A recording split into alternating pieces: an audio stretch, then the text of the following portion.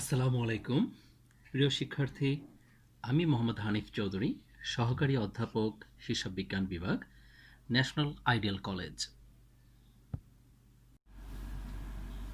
আমরা এখন হিসাব বিজ্ঞান দ্বিতীয় পত্র মজুদ পণ্যের হিসাব রক্ষণ পদ্ধতি অধ্যায় ৮ থেকে যা শিখব তা হচ্ছে ১ নম্বর সমাপনী মজুদ পণ্যের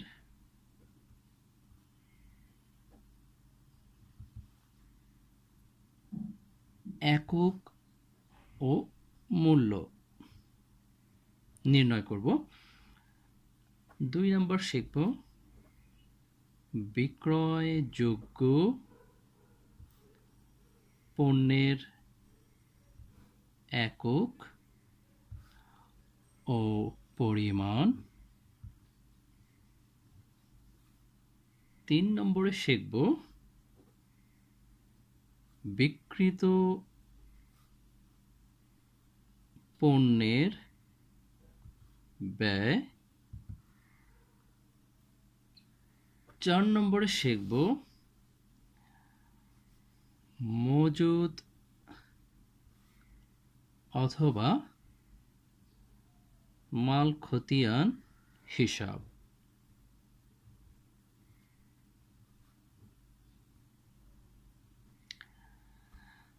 এই ৪টি বিষয়ের ব্যয় নির্ধারণের ৩টি পদ্ধতি আমরা শিখব। তাহলে আমরা এই যে ৪টা বিষয় নিয়ে যে আমরা আলোচনা করব, এই ৪টি বিষয়ের ব্যয় নির্ধারণের ৩টা পদ্ধতি আমরা শিখব। পদ্ধতি ৩টি কি কি সেটা আমরা আগে একটু জেনে নিই।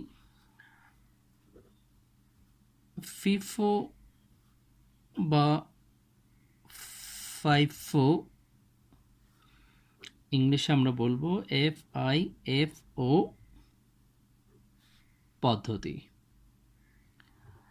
অর্থাৎ first in first out method. First in first out. ২ number LIFO বা লাইফো,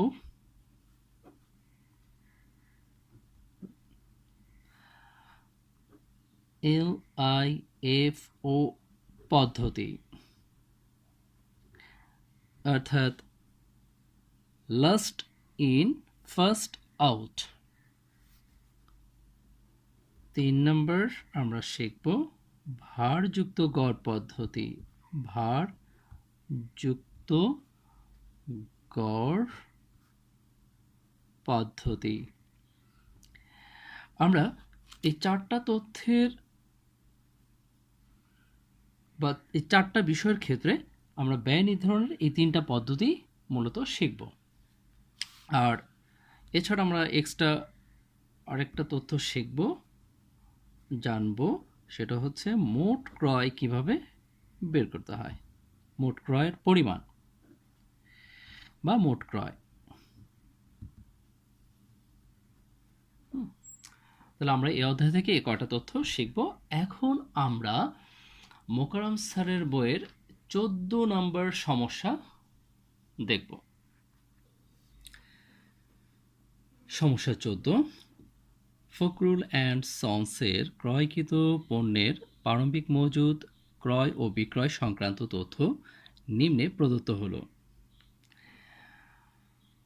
এখানে উদ্দীপকে কিছু ১ থেকে ৩০ তারিখ পর্যন্ত তথ্য দেয়া আছে ক্রয় এবং বিক্রয় সংক্রান্ত আর প্রারম্ভিক উদ্বৃত্ত সম্পর্কে। আর করণীয় কতে বলা হয়েছে যে মার্চ মাসের মোট ক্রয়কৃত পণ্যের মূল্য নির্ণয় করো। এখন আমরা দেখি উদ্দীপকে ক্রয় কোথায় আছে। ৭ নম্বর মানে মার্চ ৭ তারিখে এবং মার্চের ২৫ তারিখে। তাহলে ক্রয় দেওয়া আছে ৬০০ কেজি, প্রতি কেজি ১২ টাকা করে। তাহলে ৬০০ × ১২ তাহলে হচ্ছে কত, ৬ × ৭ = ৭,২০০ টাকা।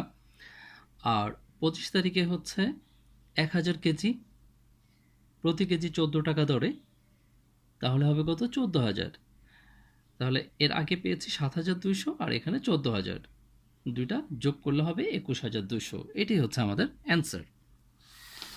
তাহলে আমরা এখন করব সমস্যা 14। সমস্যা 14 প্রশ্ন তো আমরা দেখলাম একটু আগে। সমস্যা 14 ক, মোট ক্রয়কৃত পণ্যের মূল্য নির্ণয়। মোট ক্রয়কৃত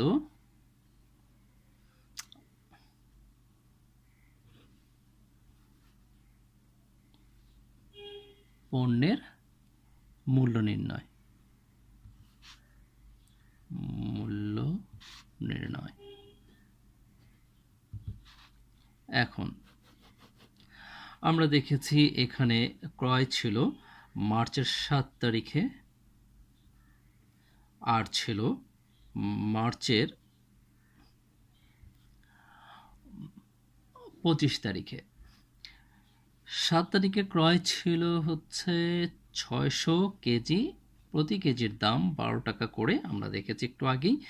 আর 25 তারিখে 1000 কেজি এবং প্রতি কেজি হচ্ছে 14 টাকা দরে, 7,200 সমান সমান 14,000 টাকা, মোট হচ্ছে 21,200 টাকা। এ হচ্ছে আমাদের কয়ের অ্যান্সার। এখন আমরা 14 নম্বর অঙ্কের করণীয় খ দেখব। করণীয় খতে বলছে আগের মাল আগে ছাড়া ফাইফো পদ্ধতিতে মজুদ খতিয়ান প্রস্তুত করো। এখন আমরা মজুদ খতিয়ান কিভাবে প্রস্তুত করতে হয় সেটা আমরা শিখব। আমাদের এখানে তথ্য দেয়া আছে 1, 7, 20, 25, 30, তার মানে 5টি তথ্য দেয়া আছে। এই 5টি তথ্যের প্রথমে বলছে প্রারম্ভিক উদ্বৃত্ত হচ্ছে 400 কেজি, প্রতি কেজি 10 টাকা করে। তার মানে কি? প্রারম্ভিক উদ্বৃত্ত অর্থাৎ মাসের শুরুতে আমাদের এখানে উদ্বৃত্ত ছিল 400 কেজি 10 টাকা দরে। আমরা কি করব? একটা খতিয়ান এঁকে নেব এরকমভাবে। এই খতিয়ানটা প্রস্তুত করতে হয় প্রথমে তারিখ, বিবরণ, প্রাপ্তি, ইস্যু, উদ্বৃত্ত বা ব্যালেন্স। প্রত্যেকটা ঘরে আবার 3টি করে সাব ঘর রয়েছে। একক দর মূল্য, অর্থাৎ আমি যে পণ্যটা ক্রয় করেছি সেটাকে আমরা প্রাপ্তির ঘরে বসাবো। যেহেতু আমরা পণ্য ক্রয় করেছি, পণ্যটা আসছে, আসলে পরে আমরা বলছি প্রাপ্তি। কত একক কিনেছি, কত দরে কিনেছি, মোট কত টাকা মূল্য। এটাকে আমরা মূল্য না বলে আমরা পরিমাণও বলতে পারি, এবং পরবর্তী ভিডিওতে আমি এখানে পরিমাণ লিখে দেব।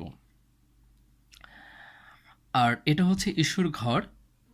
ইস্যুর ঘরের কাজ হচ্ছে যে আমি কতগুলো বিক্রি করেছি বা আমার গোডাউন থেকে, মজুদ থেকে কতগুলো চলে গেছে, তার একক, কত একক চলে গেছে, তার দর কত এবং তার পরিমাণ বা মূল্য কত, এবং সর্বশেষ কতগুলো রয়ে গেছে। যেগুলো রয়ে যাবে সেগুলোই আমরা জানি ব্যালেন্স। এখানে একই অবস্থা, একক, কতগুলো রয়ে গেছে, কত দরেরগুলো রয়ে গেছে এবং তার পরিমাণ কত বা মূল্য কত। ঠিক আছে? তাহলে এখন আমরা 14 নম্বর অঙ্কের খ অংশটা শুরু করতে যাচ্ছি ফিফো পদ্ধতিতে, ফার্স্ট ইন ফার্স্ট আউট পদ্ধতি। প্রথমে তারিখ দেয়া আছে, তারিখ দেয়া আছে 2014। আমরা প্রথমে 2014 তারিখ লিখব। মার্চ 1 তারিখ, এখানে বিবরণে লিখব আমরা ব্যালেন্স, অর্থাৎ 1 তারিখে ব্যালেন্স ছিল, আমরা একটু আগেই দেখেছি। প্রারম্ভিক উদ্বৃত্ত 400 কেজি 10 টাকা দরে। যেহেতু এটা ব্যালেন্স ছিল তাই ব্যালেন্সের ঘরে আমরা এটা লিখব। এটা তো আমরা জানি যে খতিয়ান করার সিস্টেম, যদি প্রারম্ভিক ব্যালেন্স থাকে তাহলে আমরা সেটাকে ফার্স্টে ব্যালেন্সে লিখে নেই, তারপরে বাকি যে লেনদেনগুলো হবে সেই লেনদেনগুলো আমরা লিখব। তবে এই ক্ষেত্রে এই খতিয়ান করার ক্ষেত্রে আমরা কি করব, একটা তারিখ করার পরেই আমরা পুরোটা ক্লোজ করে এইভাবে দেব, এতে করে আমাদের জন্য সুবিধা হবে। এটা এইভাবে করা যাবে। এরপর আমরা দেখি মার্চের 7 তারিখে ক্রয় করা হয়েছে। মার্চের 7 তারিখে ক্রয় হয়েছে 600 কেজি, প্রতি কেজি 12 টাকা করে। তাহলে যেহেতু আমি ক্রয় করেছি তার মানে আমার এটা প্রাপ্তি হয়েছে। মার্চের 7 তাহলে ক্রয় করেছি, তাহলে আমার প্রাপ্তি ঘরে লিখতে হবে। কত ক্রয় করেছি? 600 একক ক্রয় করেছি। তাহলে 600 একক কত দরে কিনেছি? 12 টাকা দরে কিনেছি। তাহলে 6 বারং 72, 7,200 টাকা। এখন আমার ছিল কতগুলো? 400 একক ছিল, 10 টাকা দরে ছিল। তাহলে 400 একক 10 টাকা করে, এটা আমার ছিল, যেটা ছিল সেটা আমি আগে নামিয়ে নেব। এরপর যেটা আমি ক্রয় করেছি সেটাকে ঠিক তার নিচে লিখে দেব। একদম সিম্পল, খুব সহজ, এখানে কোনো ঝামেলা নেই। কয়টা আসলো আর কয়টা গেল এবং কতগুলো রয়ে গেল।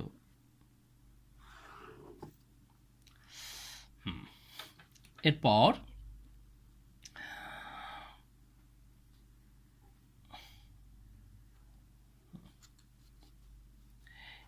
আমরা দেখি তারিখ হচ্ছে 20 তারিখ। 20 তারিখে আমাদেরকে বলেছে বিক্রয় হয়েছে 800 কেজি। তাহলে বিক্রয় যেহেতু 800 কেজি হয়েছে তাহলে চলে গেছে। তাহলে বিক্রয় হয়েছে 800 কেজি 20 তারিখ। তাহলে চলে গেছে বলতে ইস্যু হয়েছে।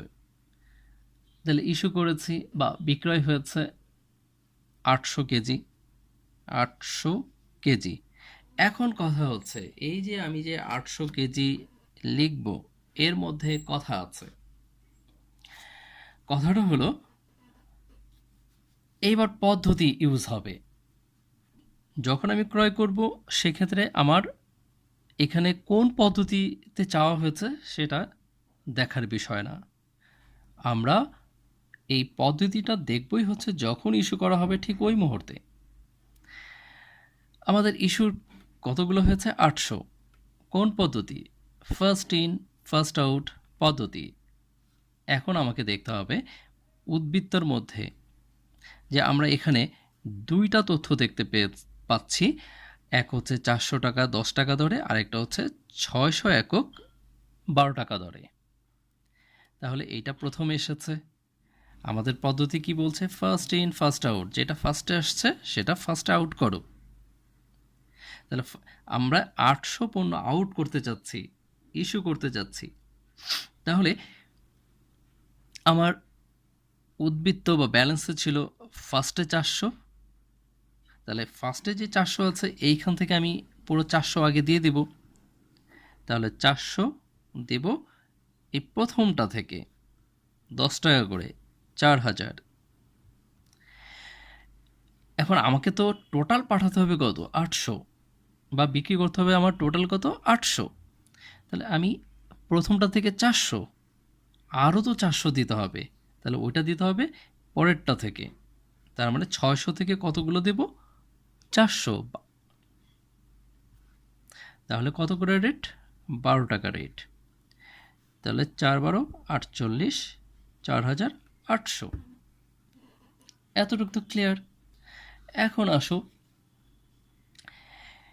এই প্রথম যে 400 যেটা ছিল সেখান থেকে আমি 400 তো বিক্রি করে ফেলেছি। যেটা আমার ব্যালেন্সে ছিল প্রথমে 400, সেখান থেকে আমি 400 বিক্রি করে ফেলেছি। তাহলে আর থাকে কত? থাকে না কিছুই, 0। এই 600 থেকে 400 বিক্রি করে ফেলেছি, আর কতগুলো রয়েছে? 200, রাইট। তাহলে 200, তাহলে এটা নীল। তাহলে এই 200 কত? 600 থেকে রয়ে গেছে। তাহলে এর রেট কত? 12 টাকা। তাহলে এই 12 টাকা রেট নামিয়ে দিলাম। তাহলে 200 × 12, 12 দোকানে 24।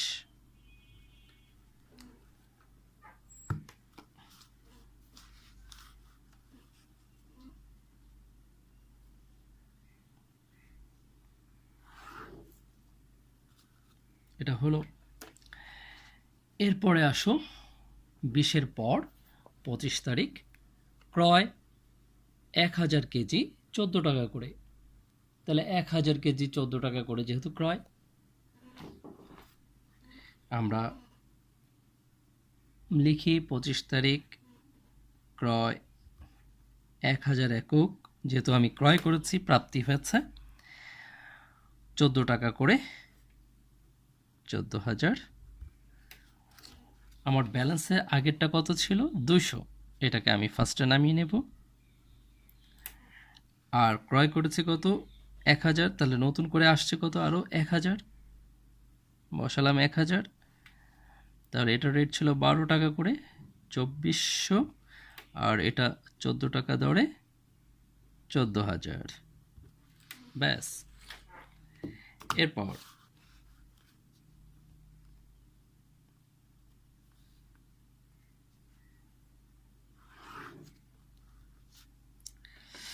পঁচিশ তারিখের পর সর্বশেষ আরেকটা বাকি আছে, সেটা হলো 30 তারিখ। বলছে যে বিক্রয় 600 কেজি 700 কেজি, তাহলে বিক্রয় হচ্ছে 700 কেজি। 30 তারিখ বিক্রয় 700 কেজি, তাহলে বিক্রয় হয়েছে মানে কি আউট হয়ে গেছে, তার মানে ইস্যু 700 কেজি। তাহলে 700 কেজি আমার বিক্রয় হয়েছে। তাহলে এখন দেখো আমার ব্যালেন্সে ছিল কতগুলো, ফার্স্টে ছিল 200, তো ফার্স্টে যেটা 200 ছিল ফার্স্টেরটা ফার্স্ট আউট করে দাও 200। ওকে, এরপর আমার আর কতগুলো লাগবে, 700 থেকে 200 আমি আমার তো টোটাল 700 বিক্রি করতে হবে, 200 আমি আউট করেছি, আরও 500 আউট করতে হবে। আর বাকি 500 আউট থেকে করব, বাকি 1000 যেটা আছে সেখান থেকে আউট করব 500। তাহলে ওই 1000-এর রেট কত 14 টাকা করে, লিখলাম 14। তাহলে এটা হচ্ছে 24, 7000। তাহলে এখন 200 থেকে এই 200 তো চলেই গেল, তাহলে এখানে নীল থাকলো না কিছুই।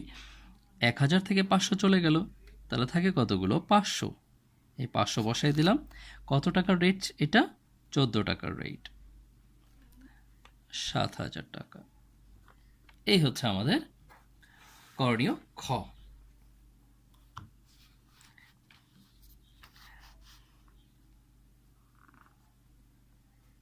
তাহলে আমরা এখন যেটা শিখলাম সেটা হচ্ছে মাল খতিয়ান কিভাবে প্রস্তুত করতে হয় ফার্স্ট ইন ফার্স্ট আউট পদ্ধতিতে।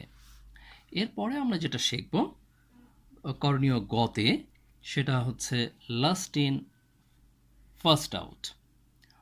আমরা পরবর্তী ভিডিওতে সেটা শিখব। তাহলে আজকের মতো এখানেই বিদায় নিচ্ছি। আল্লাহ হাফেজ।